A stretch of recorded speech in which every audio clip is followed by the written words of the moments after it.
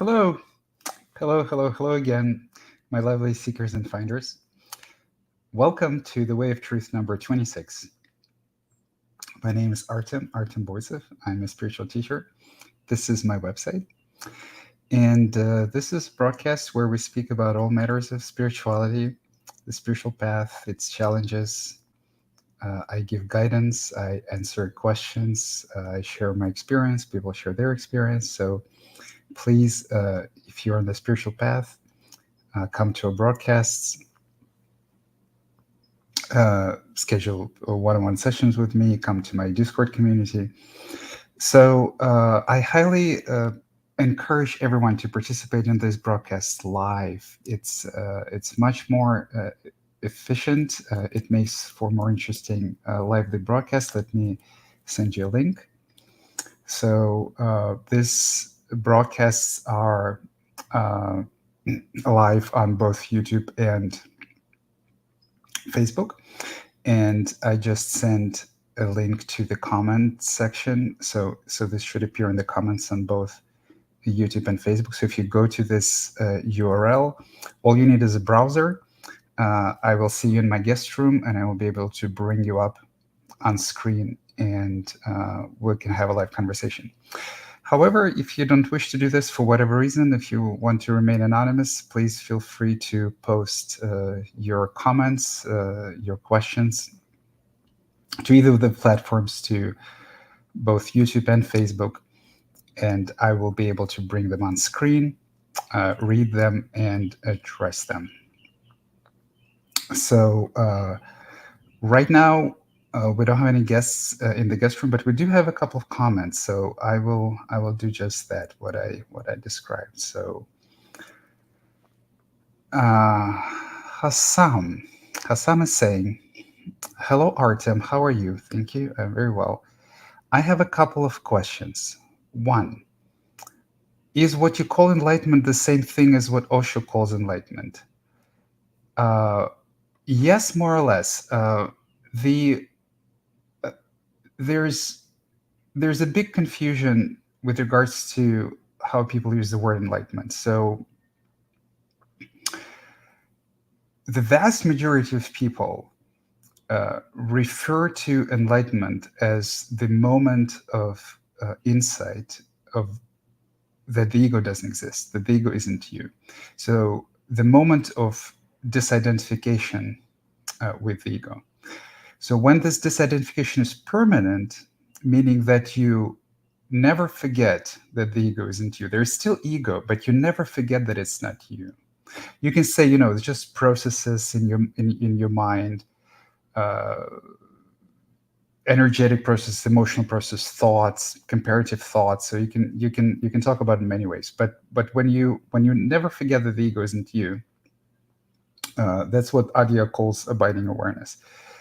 I call this moment self-realization.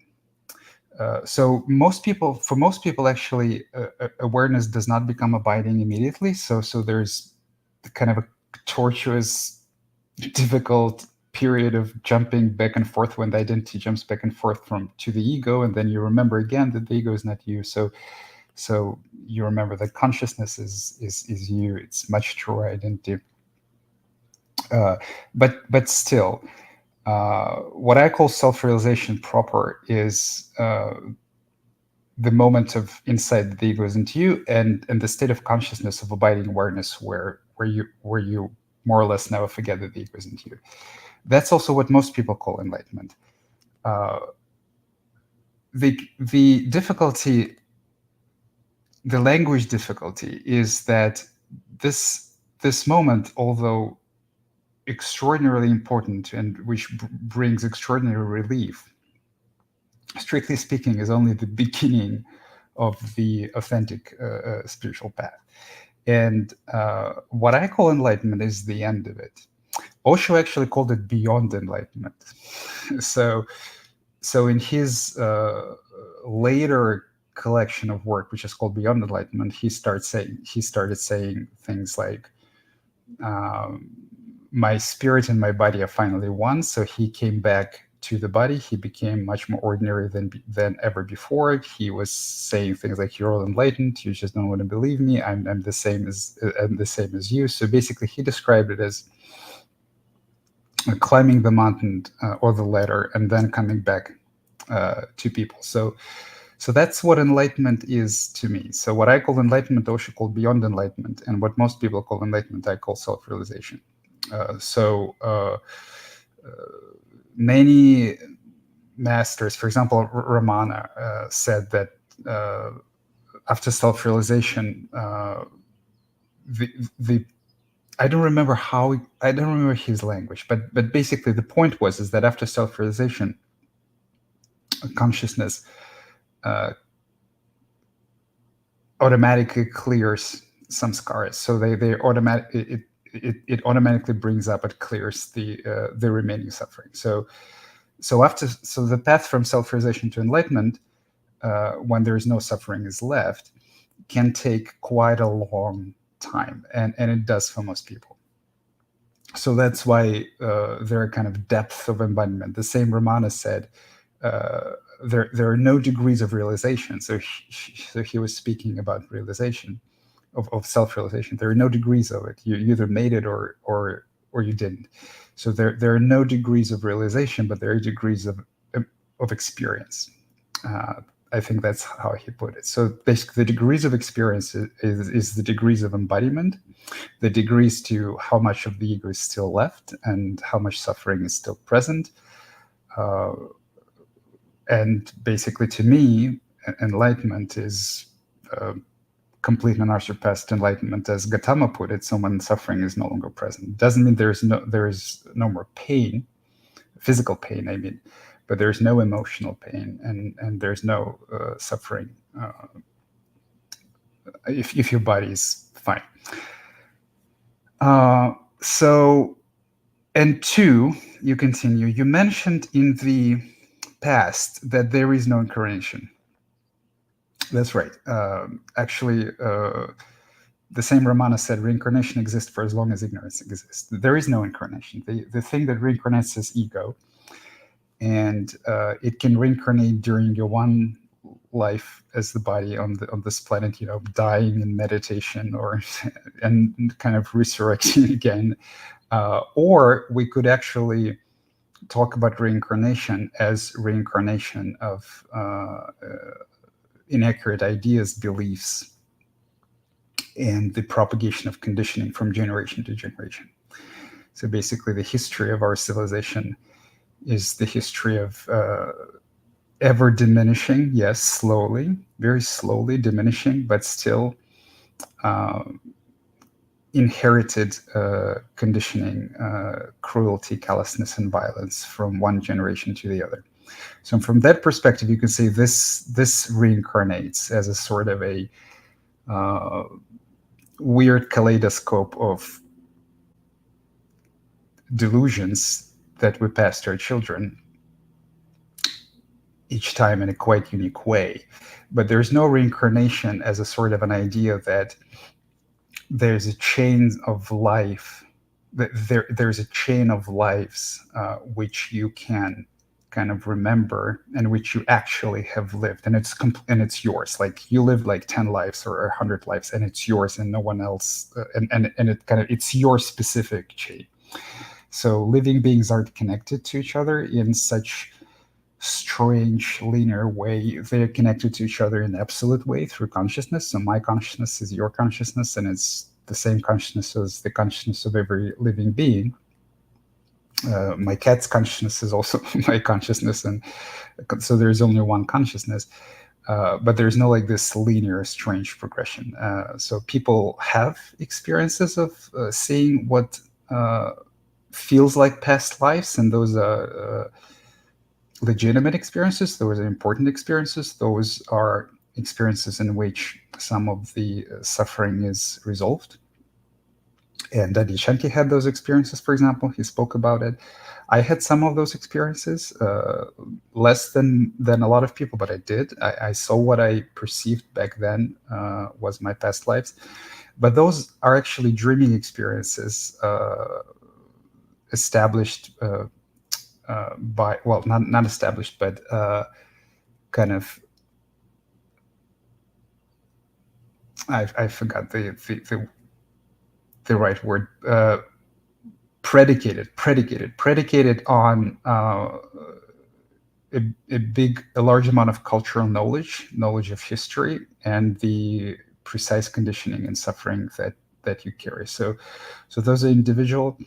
There is no evidence whatsoever to suggest that people actually see past lives of another person.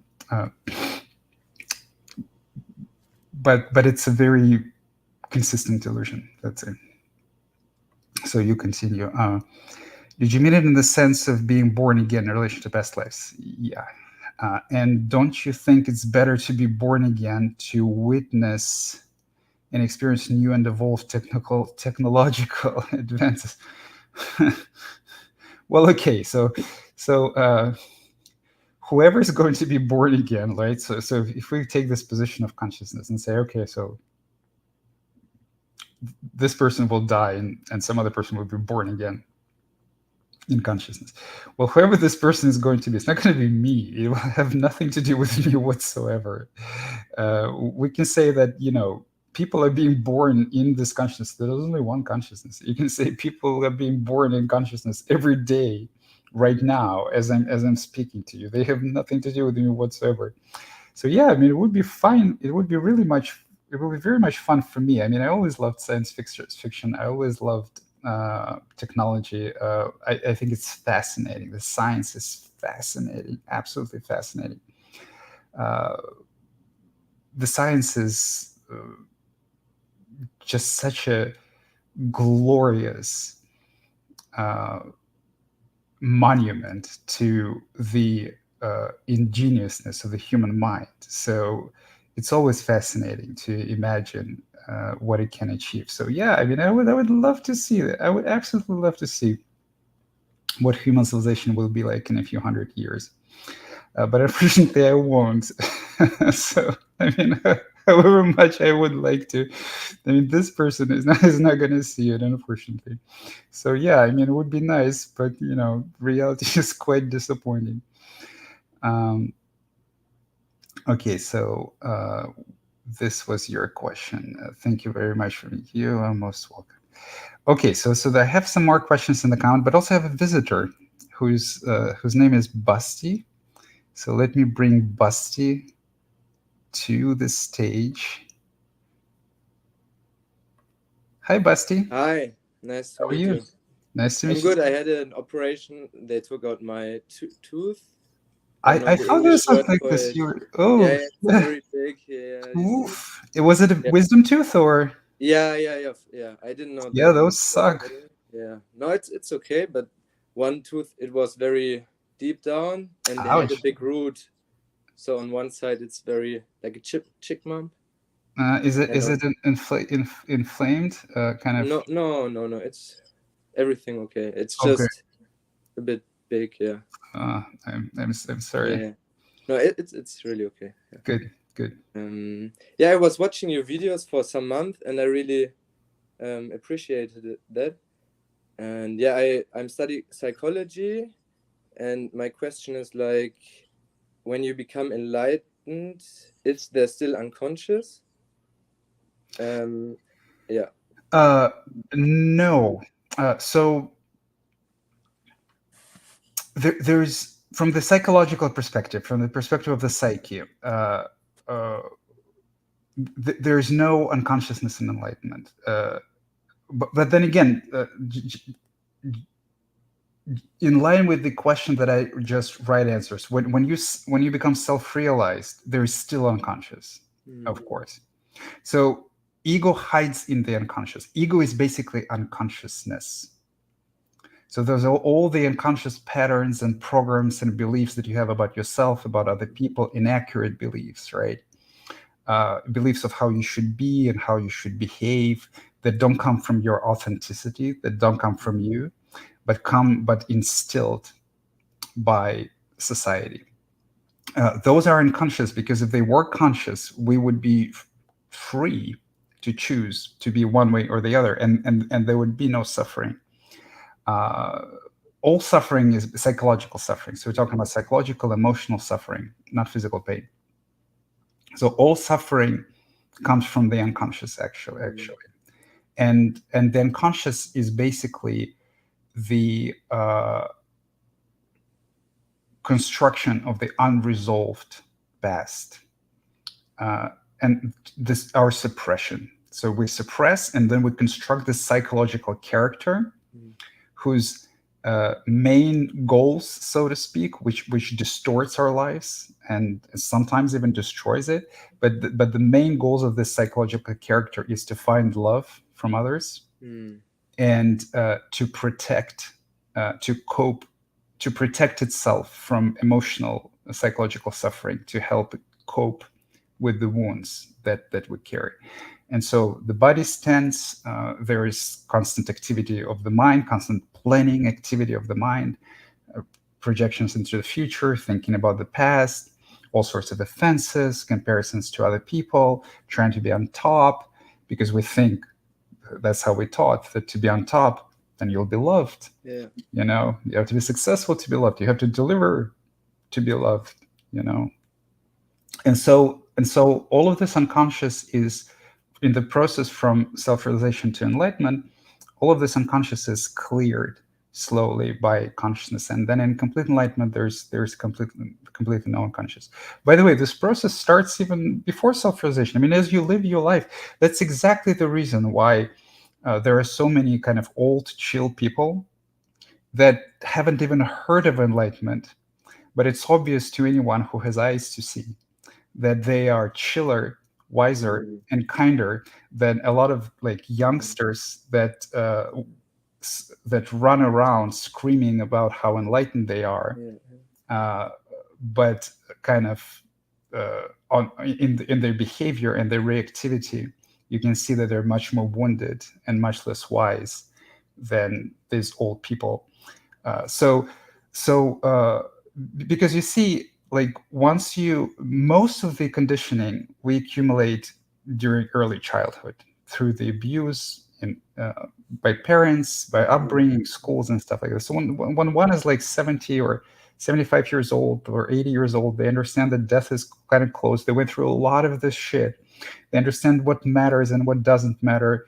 They understand that doesn't matter what someone else thinks of them. The loved ones matter. So you mean they wake up without knowing to wake up, like? I mean that kind of.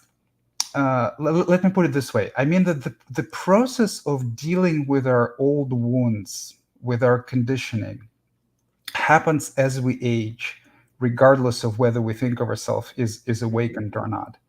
Osho said the whole life moves you to Buddhahood.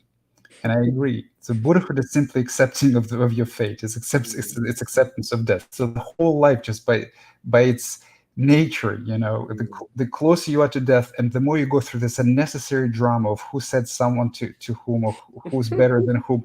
Like in the context of death, it's all just so inconsequential. You see, so this process happens as we age, with most people. I mean, not everyone can.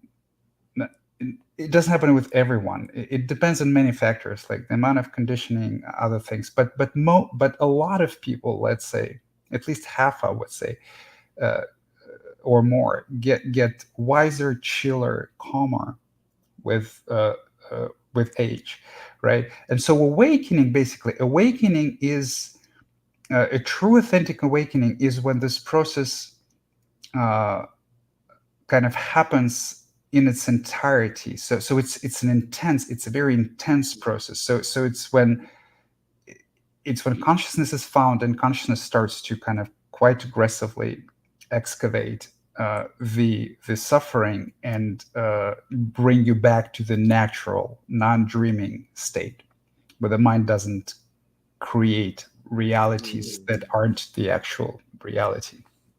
So dreaming is like everything what's not present now. uh, I wouldn't precisely say it this way, right? Because I can think about something that isn't present now, right? You can call it dreaming, but dreaming has a much more precise, much better definition. Dreaming basically is imagination believed.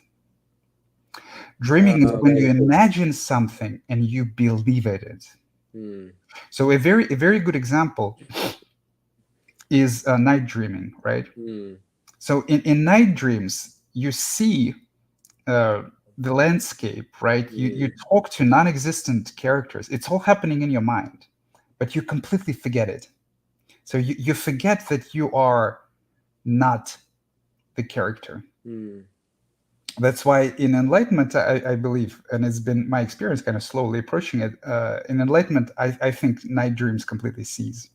And the deeper I go, the less and less night dreaming I have.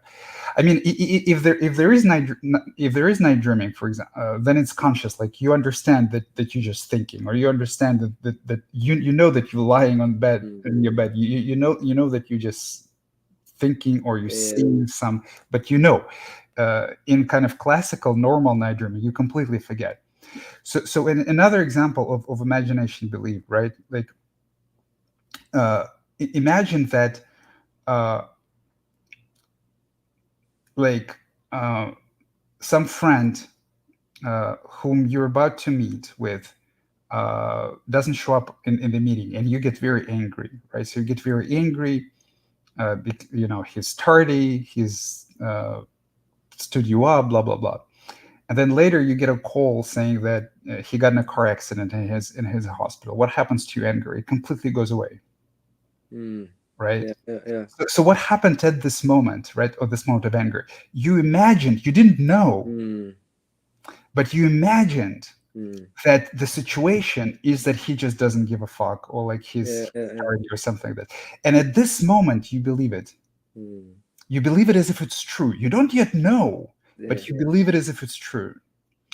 And so a lot of things are sort of the same Hmm. a lot of dreaming are of the same nature, and the most kind of painful beliefs that we have is like we imagine and believe that we're unworthy of love, that we're worse than other people, that we need this person to be happy, that we cannot be alone, that we need someone's approval to be happy, and we believe it.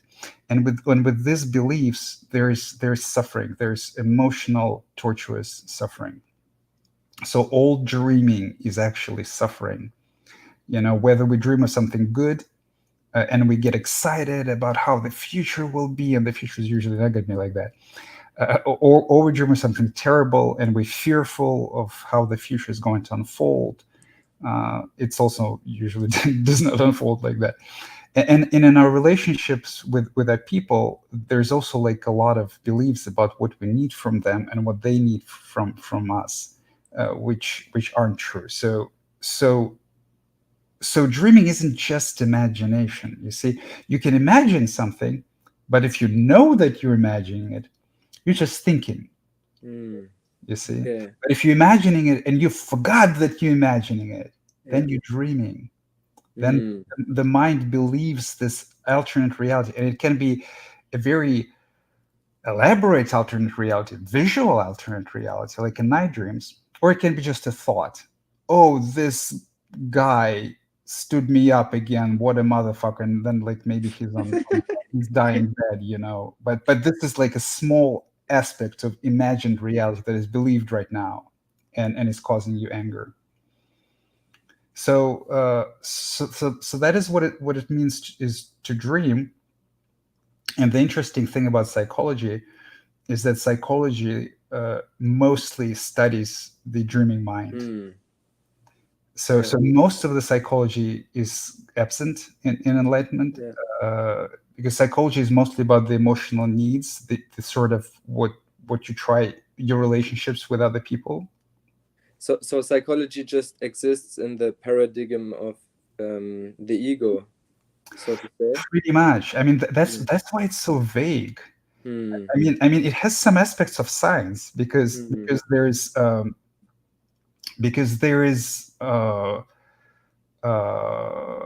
similarities, right? If we're talking about millions and millions of people, we share the same culture. Hmm. So dreams are somewhat similar.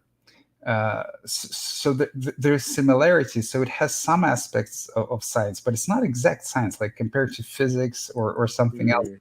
Like psychological tricks don't always work. People change. People's psychologies change. Yes, And yes. enlightenment is like the absolute complete change of one's Mm. psychological landscape. It pretty much destroys.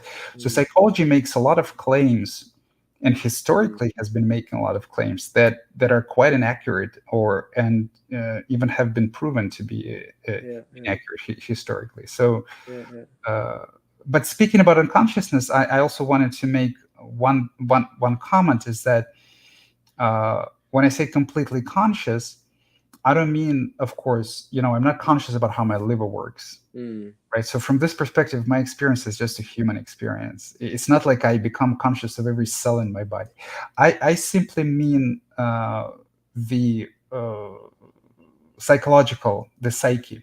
The Mm. So there is no unconsciousness in the psyche. Mm.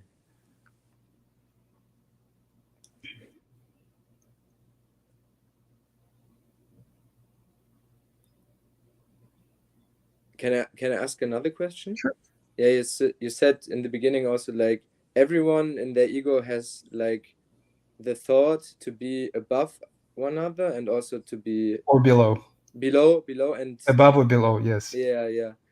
And like, is it like, I mean, when you're enlightened, this is completely gone because it's Yes. suffering, but like in my process it was from, I was below the others, and now I started to integrate more the like narcissistic parts and more the power of myself, and now I get more into like, now the Above. thoughts are coming more up to be above the other person, Yep. Yep. and it feels good. Like, I also enjoy it, and I allow myself to enjoy Yes. it Please. because Yes. Allow it. before it, Yes. I felt very like my um yeah, like my what's the word, the feeling of my self-worth was low, and now it's like higher, but I mean, it's not the end, and but I try to love the part. Yeah, Absolutely. Absolutely. Please do. Yes. Please allow it. Like, even if your mind is, telling you how better than everyone else, please allow it. You see, the thing is because so the interesting thing about this dreaming mind is that because it's all constructed, it's actually not real because constructed. It's almost completely symmetrical. Like, not almost, but it's just completely mm, symmetrical. So if on the level of consciousness you think that you are worse than everyone else, then deeper into the unconscious, there's a layer when you're better than everyone else. mm, So it's like, if you're humble, then there is also pride about this humility. That if you're proudful, then there's also shame about not meeting mm, someone's expectation or not meeting your own expectation. So it's like the dreaming mind is full of those dualities, and they kind of collapse into wholeness, and the mind becomes silent, or much more silent, at least when it comes to other people. So you can still think about how to do something, but like these comparisons, they go away through experience, through allowing of the experience. And that's why I said, one time, for example, every bully is a victim underneath, and every victim is a mm, bully underneath. So if on the level of consciousness you've been you looked at yourself as below, then you will also meet and go through the layer where you look at yourself as above. And the same applies on the opposite, right? mm, If you're sort of a narcissistic, very cocky person, mm, then as you go through this process, you will see insecurity, and you will see how mm, deeper in the unconscious you kind of think that you're lacking mm. compared to others, and this uh, gave rise to this Mm. cockiness as a sort of a protective Yeah, mechanism. yeah. And it can go quite, it can go back and forth too, so it's like it's both aspects of this needs to be explored. Mm, So both aspects will be brought up to the level of consciousness, and through the stories, different stories, and the emotional, energetic experience, they will both be explored and integrated, and kind of die down slowly into peace. mm. When I had the experience with the narcissistic parts of myself. I noticed I was craving it, you know, I was really longing for it, and it felt so good. I felt so powerful as well. Yeah. Yes, yes, Yeah. because those were the rejected Hmm. parts. Yes. So uh, the unconsciousness craves to be seen. Ego craves to be seen. It's scared. It is scared to be seen. Also, because for the ego to be seen is to go away. For the ego to be seen is to die. Hmm. But it also craves to be seen Mhm. because it's coming home. It's Yeah. coming back home. Like in psychology, you would also say like, okay, the narcissistic part, or like we have different part which create like the ego or the personality. So on the path, I like the parts are dissolving itself, but does it mean like you don't have a personality anymore? Uh, Ultimately, yes. I mean, I Mm. mean, ultimately, personality is constructed. Mm. Uh, you see, we have to dig deeper into what personality is. Um, uh, so, personality is a sort of a ways that you tend to respond with other people that are more or less rigid. That there's a very strong tendency to respond in specific way, and it's not always rational. It's actually most of the time irrational, right? And so there cannot be personality in freedom, because if you're free, it means that you can respond in any way. Mm. And an infinitely flexible personality is not a personality, right? If I can be in any way I like with people, then I don't have a personality. If I'm equally comfortable alone and with others, that I don't have a personality, Mm. right? If I'm equally comfortable in a position uh, when uh, I am in charge versus the position where someone is in charge of me, then I don't have a personality, Mm. right? So kind of uh, there are some qualities, obviously, in enlightenment. Like for example, uh, I'm completely nonviolent, and enlightenment is a very nonviolent state, right? But that's not personality. That's just reason. I mean, that's just Mm. sanity. I mean, why would I be violent with someone Mm. just for their opinions or words, or like if they try to kill me? Of course, I would be violent. But Mm. but but like our violent tendencies as response to insults, for example, or uh, differences of opinion and things like that, when we want to just with anger, this kind of anger at someone, this you can call it personality, but it's actually, I mean, in my estimation, that's just insanity. So kind of a Mm. sane, normal, healthy mind, obviously, yes, there are some qualities of it, right? Like kindness, peacefulness. But I wouldn't call it personality. Personality is how you play with other people. It's how you are with other people, what you want from them, Mm. right? And how you want to be seen by them. Very importantly, Mm. right? So you may want to be seen as, uh, let's say, very successful, and then you like be cocky, or you want to be seen as agreeable, and then you will try to. And if both of those are artificial, because you're scared to be in any other way, Mm. and that's how you learn to cope. Yeah, And yeah. this will be personality, and it will be Mm. misapplied because you will be agreeable even in situations where you don't need to be agreeable, Mm. or you will be cocky and try to take charge or try to Mm. dominate others in situations where it's obviously a very, Yeah. very bad idea to do so. And like it comes along with things you don't want to be seen as, right? Like Precisely. I Precisely. want to be seen as like, I don't know, like super intelligent, but I don't want Yep. to be seen as dumb. Like, yeah. Yep. And that would limit you, right? Mm. Or if you like brave, very brave in this inauthentic way, in the way of coping, in the way of proving yourself to others, then you will have a tendency to be really afraid of being seen as a coward.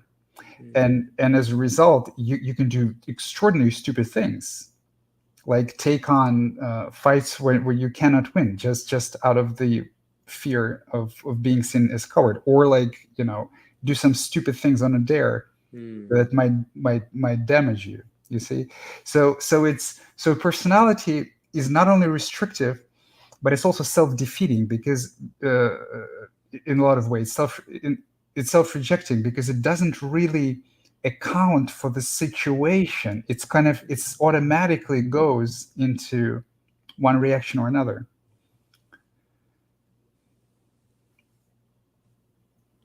So free mind sees the situation for what it is and takes appropriate action. You might still make mistakes, but they're not coming from the yearning to be seen as something, to be yearning to be accepted as something by other people.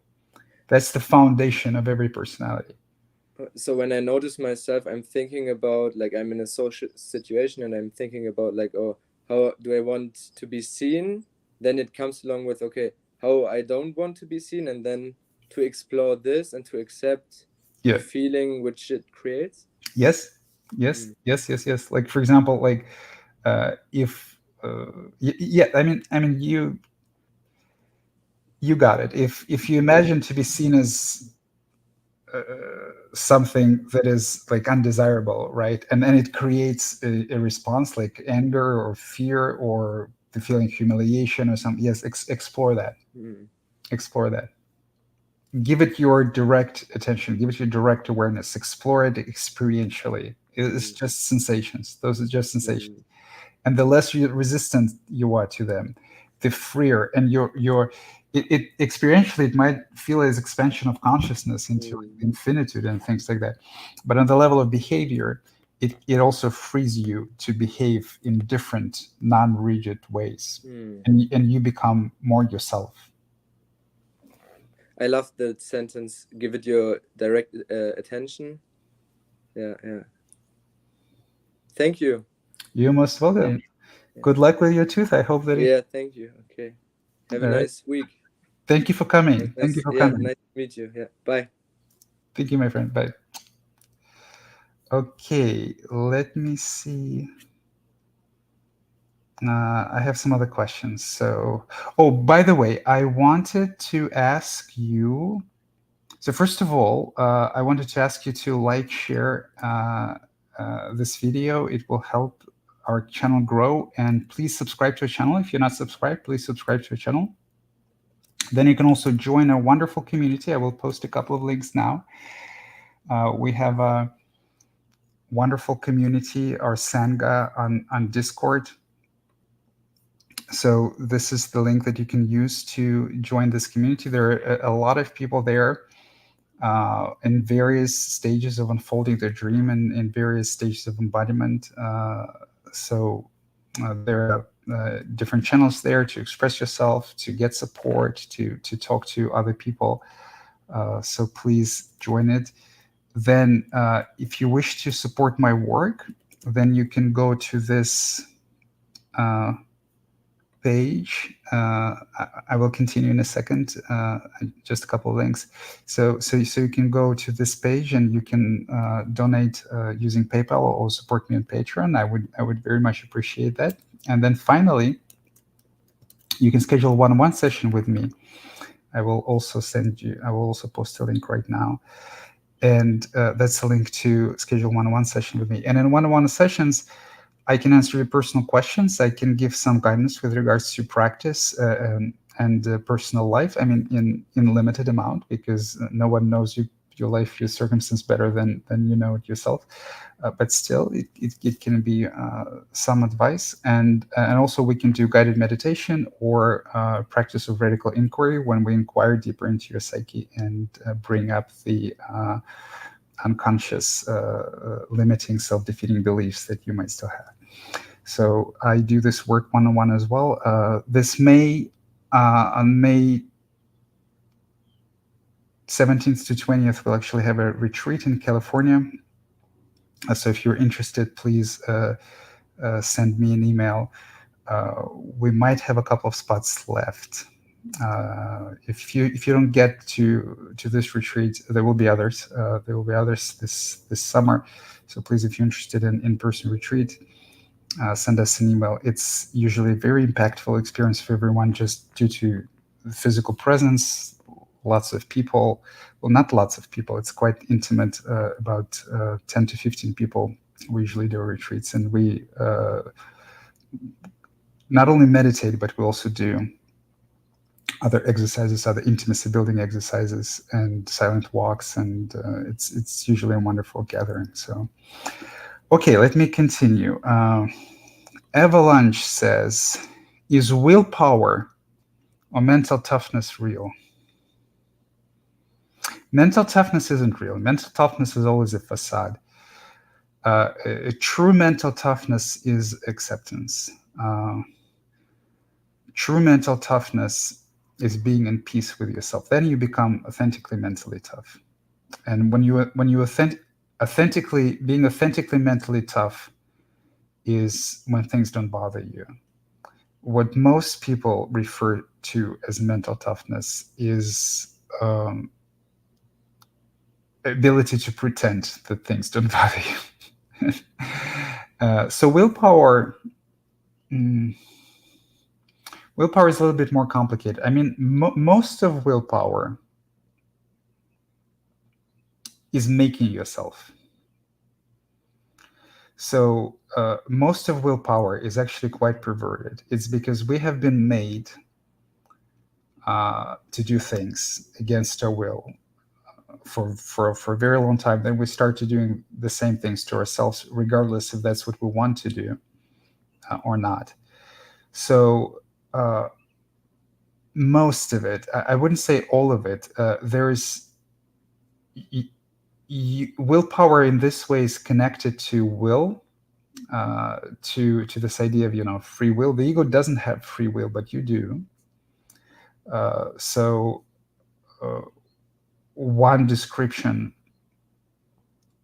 of free will that I like very much, which matches my experience of enlightenment completely, is that I don't remember who said it, but they said human beings have uh, absolute free will with regards to what they do, and zero free will with regards to what they will experience. And the ego doesn't have free will at all. Uh, so there's something to be said about willpower as doing things that you want to do, or doing things that you need to do, that life calls you to do, that are needed to be done, regardless of what you will experience. Uh, so so so this is kind of this is real, and it's connected to free will. But for most people, and for me in the dreaming state, when I was still dreaming, the willpower and the relationship with willpower was making yourself to do not what needs to be done, or not what I wanted to do, but only what I thought needs to be done, or I thought I needed to do, right? So in this way, you can say that willpower is real, but most people misapply willpower quite significantly uh, uh, towards things that they have been taught are important, rather than towards things that are truly important. And this kind of misapplication of effort, this misapplication of willpower, continues to it ensures our continued suffering. So to actually see what is important to you, and to actually see what unhealthy addictive impulses drives you, one needs to stop doing everything for a while and see what happens. And that's exactly what meditation does, right? That's exactly what spiritual practice does. So you stop doing things for a while in meditation, and you just observe what happens. So you continue. Why does someone with a bad childhood turn out to be mostly normal, while someone with a moderately okay childhood develop mental disorders?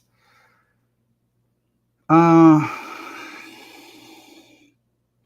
I don't think either of those are true. Uh, you see, people pretend to be normal very, very well. I pretended to be normal very, very well. But there was such a tremendous amount of pain and suffering underneath this normality. The interesting, actually, there's something very interesting to be said about the state of complete enlightenment, which is that it is pretty much indistinguishable from a normal, adequate person. I mean, there are stages on the way when people appear saintly, like they appear saint and so loving and always smile. It's like they can't even speak normal English. They're like, so that's not complete realization yet. So a complete enlightenment is extremely normal and adequate and calm. Uh, so it actually is much more reminiscent of an average person uh, than it is of like a sage. Uh, but here's the thing with an average person. An average person actually pretends to be this way. So an average person pretends to be normal. You see? So they will kind of pretend to be adequate and stuff. And that's why most of the very dramatic things that are going on happens in families, with loved ones. You see, so you go to work and everyone is kind of normal. Well, I mean, you can see there's still some conflict and things like that, but more or less, you know, uh, everyone is kind of okay with each other. And then, but then if you get closer to them, like in close friendship or in families, uh, when there's emotional connection, emotional relationship, this is when it becomes vile with conflicts and expectations and things like that. So when someone is mostly normal, and you know them and they're mostly normal, it tells you absolutely nothing. Uh, so the dream state is basically pretending to be normal. Most people in the dream state try to pretend to be normal. Uh, that's actually why also a uh, kind of I'm much more like an ordinary person than I am like a spiritual person or a person who has awake and undergoing the transformation. Because in the transformation, all of this unnormality, let's say, it uh, it bubbles up to the surface. There's an added emphasis on expression, language, like all the other things that normies don't much care about, and neither do I. So, uh, so I wouldn't say that someone with a bad childhood is mostly normal. Someone with a bad childhood is always suffering. And then you say someone with a moderately okay childhood develops mental disorders. So mental disorders are basically simply when this unnormality, this insanity, this suffering cannot be contained by pretense anymore. Right. So in my case, it was depressions. So I spent like half of my life in depressions. But there are a variety of mental disorders, uh, uh, and also when you say someone with a moderately okay childhood, a moderately okay childhood by the social standard is actually not an okay childhood at all. You see, so we start training our children like puppies, like very very fast, and then we put them in prisons that we call schools. So we a moderately okay childhood is still years of enslavement, basically. Psychologists would tell you that almost half the population or more have some sort of undiagnosed mental disorders. I will tell you that all of them do, unless they're enlightened. So I don't think that either of the premises in your question is exactly true. Okay, let's continue. Fern says, "Hi Artem, what to do about heal stubbornness when you have been told what to do well into adult life by shaming, verbal, physically hurting? It's a little difficult to read.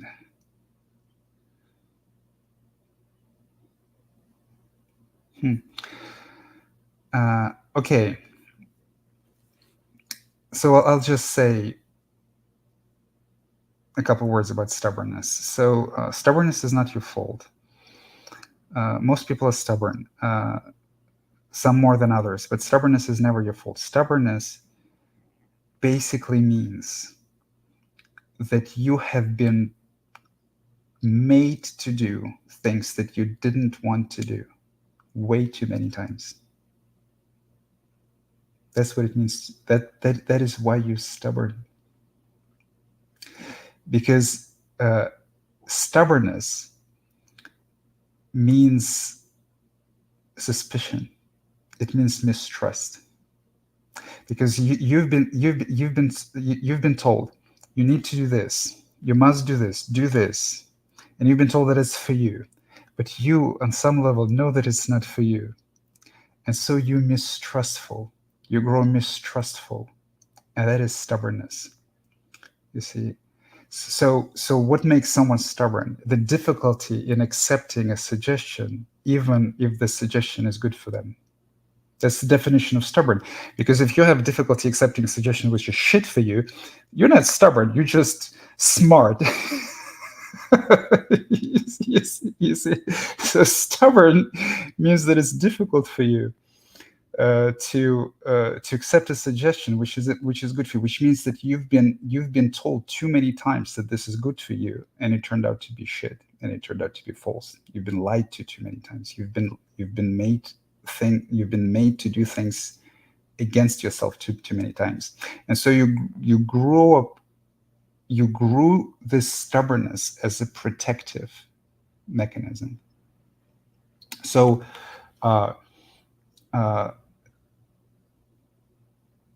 don't try to do something about it, like in the extreme way of things, right? So don't like become a yes man or yes woman, you know. But first of all, process and get deeper in touch with all the emotions that arise in you when you're being suggested something, because you will notice that when stubbornness arises, there's like resistance. There is a some sort of a recoilance from something, automatic recoil. So watch that, look at that, look at how it feels, right? Look at what, like, when this person says something to you, and some process launches in your mind, some argumentative process or something. Look at how the body feels during this time. You don't have to accept their suggestion automatically. No. You can do it on a calm mind. You can do it later. You don't have to say yes to everything. But when this reactions come up, and stubborn people have a lot of reactions, watch them closely. So an open mind takes a suggestion and analyzes it, and looks at it, basically accepts it or denies it, without any kind of automatic leaning one way or the other, just based on what is right for you and based on what is right in this specific situation. It is covered by the emotional suffering. So when the emotional suffering arises, pay attention to it, and also pay attention to your intuition. You see, because it is your intuition that even accepted that you're stubborn. Because like truly stubborn people will never accept that they're stubborn, you know. So just by seeing that you're stubborn, it's already an acknowledgement that, hey, I have a tendency to reject something that might even be good for me. that is already some knowledge that is beyond this tendency. That's the intuition, right? So this very same intuition might tell you that this is a good idea, regardless of the objections of the mind. But generally speaking, the more you process the emotional responses and the energetic responses in the body when the mind objects and the mind talks about it, the clearer this intuition will be. So intuition is like a silent voice about what is good for you, right? It doesn't change with emotions. It actually grows stronger as you're in this process of unfolding and you go through waves of intense emotion. The intuition about what to do, it actually grows stronger. So when you have a strong emotional uh, response to some suggestion, process it first and then see what's left. So what if it's a good suggestion, it's actually will be even louder in your intuitive voice that it's a good thing for you. So so don't blame yourself for being stubborn, but just slowly learn to listen to your intuition and process the emotion response. That's the same advice as with everything else. You also say, how do you deal with people's anger, hurt, pain when you start choosing yourself, which is already extremely painful to do?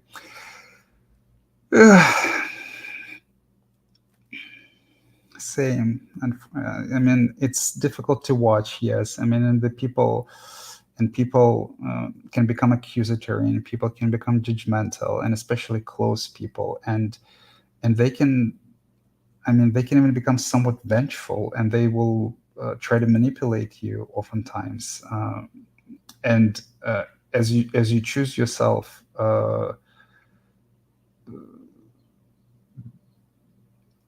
you might experience more pain from it. Not simply just from observing it, but they might make it painful for you, somewhat deliberately, consciously or unconsciously.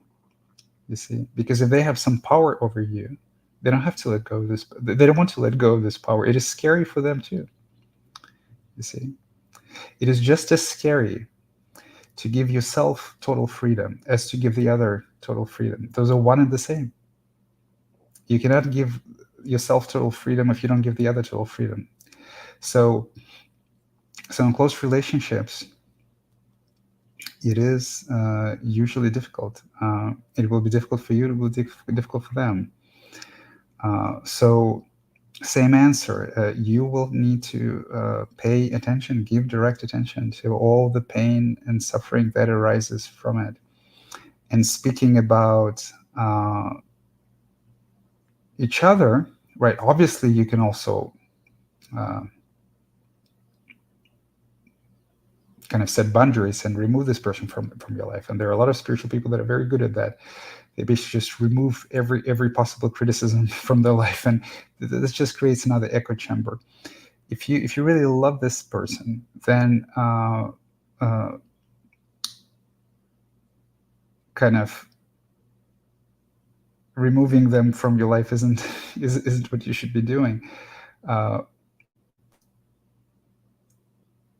but you will have to give them, both them and yourself, uh, loving care and attention for all the pain that both of you are going through. It's always mutual, actually, because the dependency is always mutual.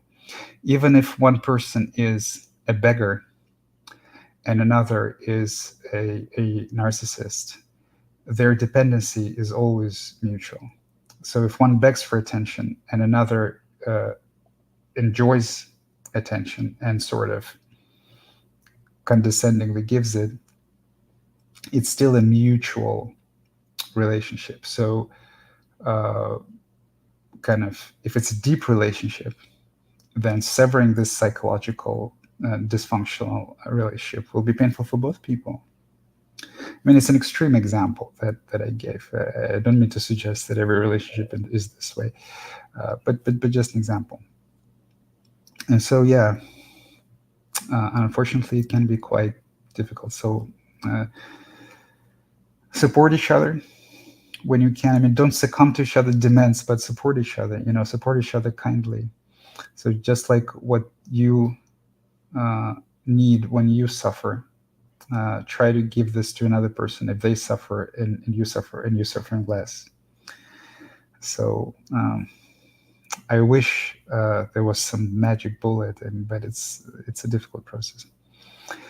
Uh, oh, by the way, I don't know any examples of your situation, so it's just kind of going off generalities. But if you wish to discuss specific examples, then we can schedule one-on-one, or you can show up on the satsang and we can talk in person. Lux says, "Hi Artem, is ego biological or is it a result of society? It's a result of society. There's nothing biological about the ego. In an ideal society, children will not develop egos." Yes. So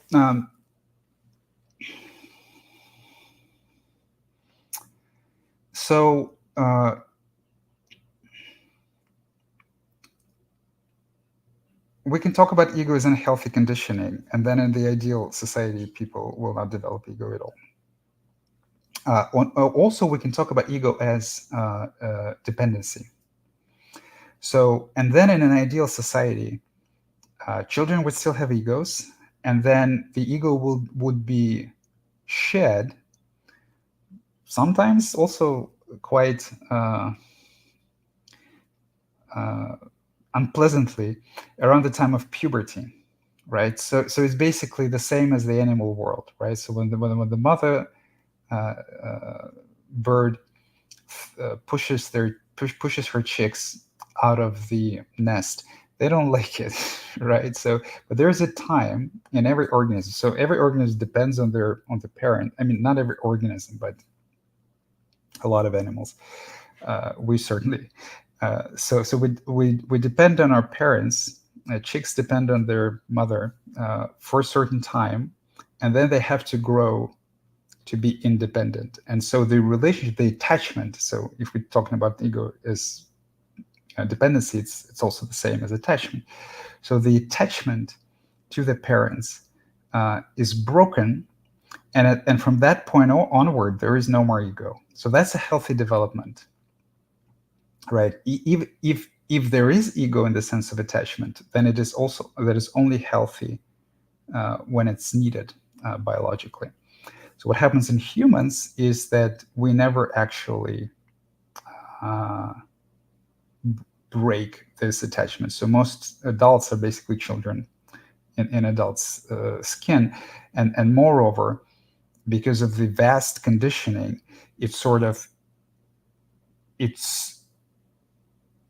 sprouts and it flowers into a multitude of different attachment, and different sort of parental figures. In kind of unhealthy attachment to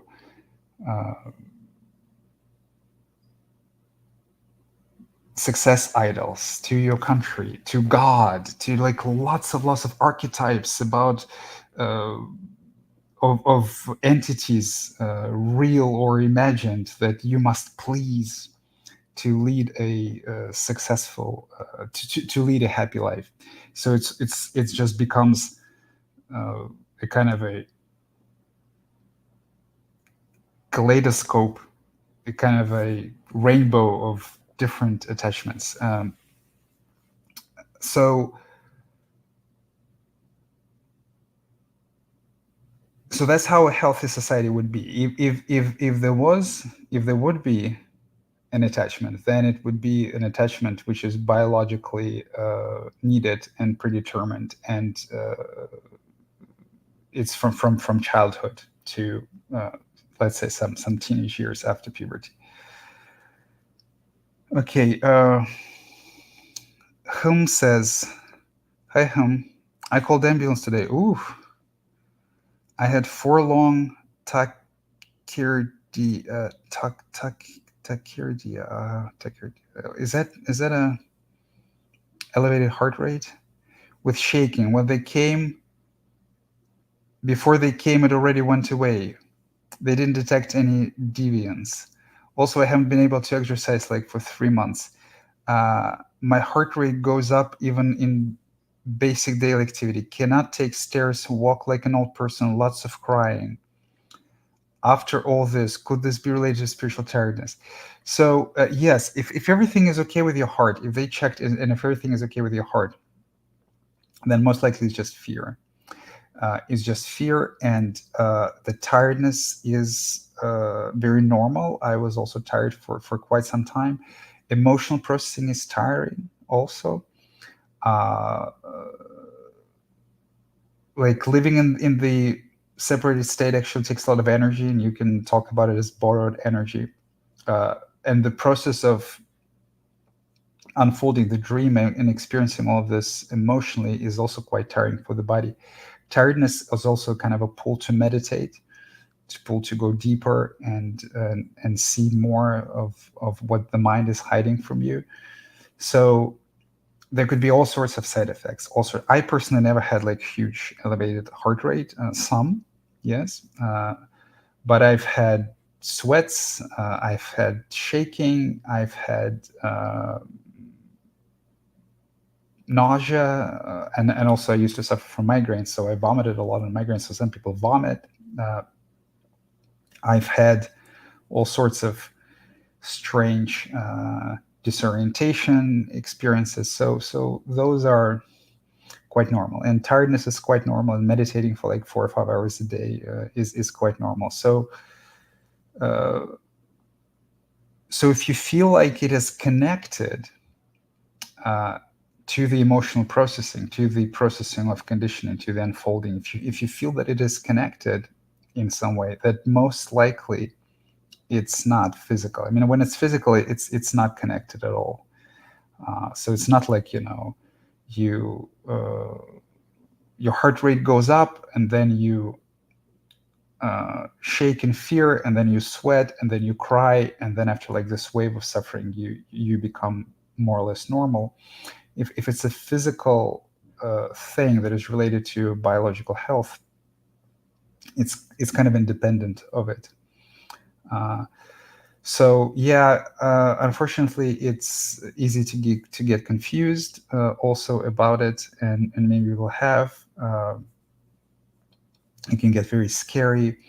Most likely, you're okay, and if doctors say that you're okay, then you're okay. So just please continue to meditate, eat when you're hungry, walk when you have the energy, meditate, cry, experience it all. It will get better. It will get better with time. uh, the only thing that is sort of weird for me is that my heart goes up even in basic daily activities. So can take stairs, like things like that. So I don't know.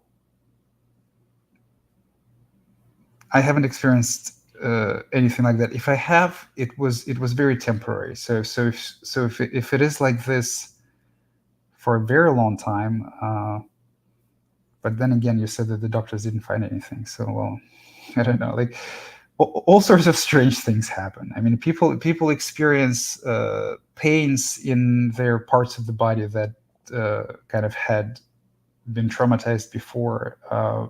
It's it's such a mysterious process, and the body is so good at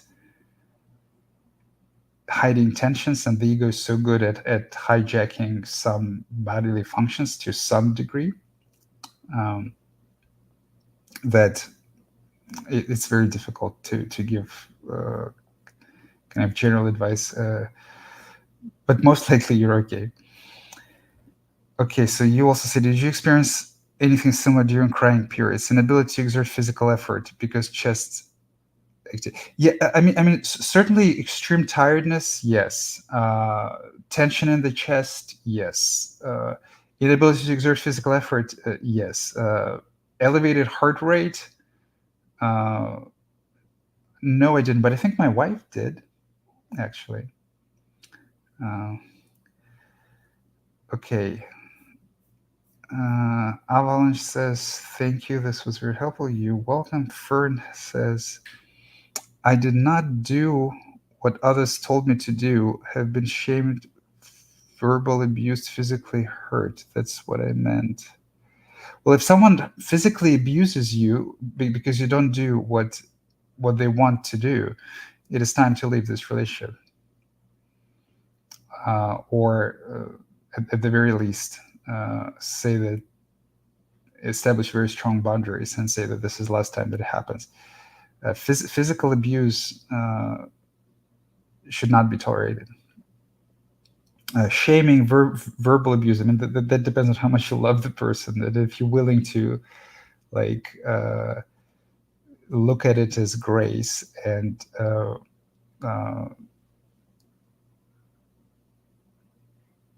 kind of process your own pain in order to help them later, or maybe you're just lying to yourself and this isn't the person that you should be with in the first place, and they don't care for you. So uh, because oftentimes, you also have to be careful not to sort of misconstrue the spiritual advices, that all pain is your pain, is that you have to be, you have to subject yourself to abuse. Actually, people who are in abusive relationships, for them, staying in an abusive relationship is usually harder, or is usually easier than leaving the abusive relationship, because they are so scared to be alone. That's why they're in an abusive relationship in the first place. So to them, I would advise leaving. So what to do in your specific situation, it really depends on your relationship with this person. Okay, you say, I can see that it's mutual. Yeah, it always is. Thank you, Artem, for your reply. You most welcome. If I if did not do what others want me to do, have been ashamed verbally. Oh, I think you already said that. If it's okay with you, one more question. There's a strong urge to be truly alone, simultaneously have the fear of being alone and fear, guilt, shame, expectation coming up. Beautiful. Be alone. Yes.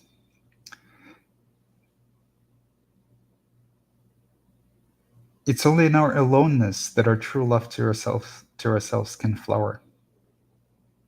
Our ability to be alone, as Osho said, is our ability to love. So in your aloneness, the fear, the guilt, the shame, they will come up. But being alone is the ultimate expression of self-love. Being alone. Because in being alone, uh, there's no one else to distract you, and there's no one else to love but you. So the pull to solitude is extraordinary common and strong, and enlightenment is a kind of a solitary project. You see. So yeah, if you have a strong pull to solitude, please go to solitude.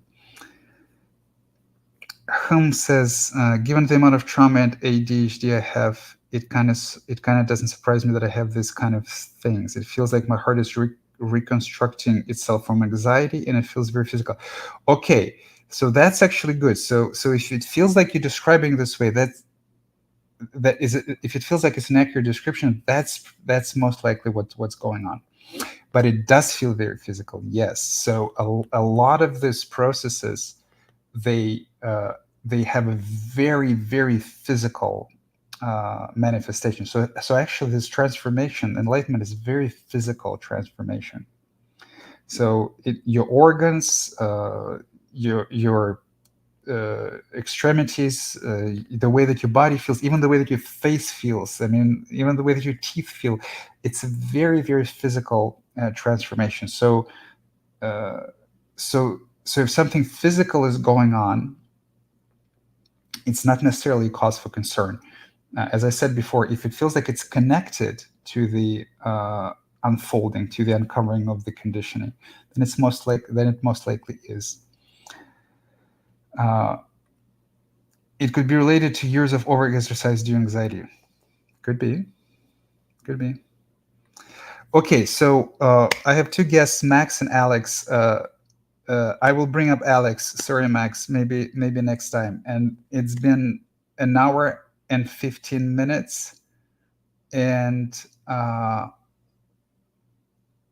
think I only have time for one. But we'll see. Alex, okay, I'm gonna bring you up. Hey, Hey, Artem. hey, How are you? good. Good. Um, I've noticed that I have a lot of difficulty saying no to people. Um, I wanted to ask you why. Why is there this difficulty of saying no? You don't know why? Other than that, I was Well, hold on. probably punished for Wait. saying no. What when you say no, uh, what are you afraid is gonna happen?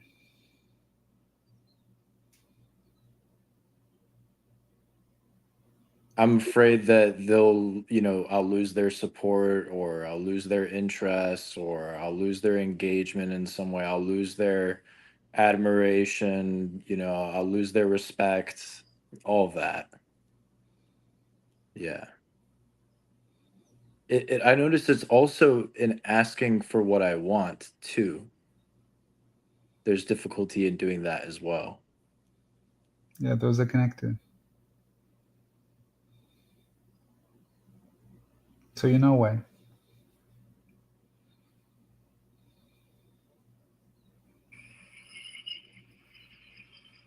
I guess. It's just really disturbing me lately.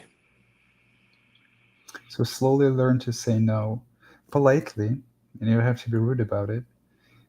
And I mean, from time to time you might be, because if you have been saying yes more times than you want to, then the first time you learn to say no, it can come up a little aggressive. Uh, but learn to say no politely, but firmly, and deal with the storm of emotion that comes up. Yeah, it is. It's hard over text too. It's harder over text than it is in person or over phone. Mm, yeah, it's just difficult. Yeah, Yeah. Okay. Well, I thought that would have been more of a discussion, but it's pretty simple. it's pretty simple. Yeah. The other thing that I'm dealing with is I feel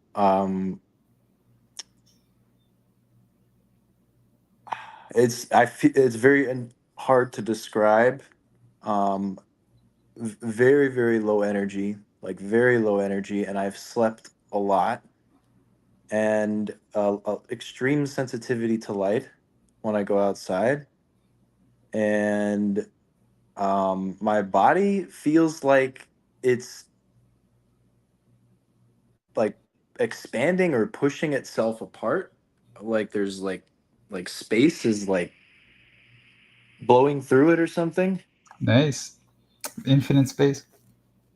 Yeah, but yeah, I guess it feels nice, but on top of the niceness is like unsettledness, uneasiness, and and and disorientation. Both are normal.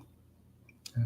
Yeah. Just relax into it. Just slowly relax into it through the fear, through the uneasiness. And then when you're disoriented, just notice it. Just acknowledge it that okay, there's some disorientation, and just stay with it. Just sit through it. Okay. It's normal. I think I I think I knew this already. I'm just feeling alone and wanted to talk to you. So, thank you. Okay. You're most welcome, my friend. Good going. Okay, let me bring Max actually. So Max, hi. You also said that you had the same thing with the heart. Yes. Yes, so please share your experience. Yes. I had some recording of past life. I mean, I don't know if it's past life, right? When I was in India. Experience is an Well, experience. yeah. I think I died from a heart attack back. And I think it's something. I think Osho also died. When I heard someone told me this, that Osho died from a heart attack. I didn't know this because, he went to see many doctors and they prescribed him many things. And he was also addicted to some kind of drugs to maintain him in the ashram and everything.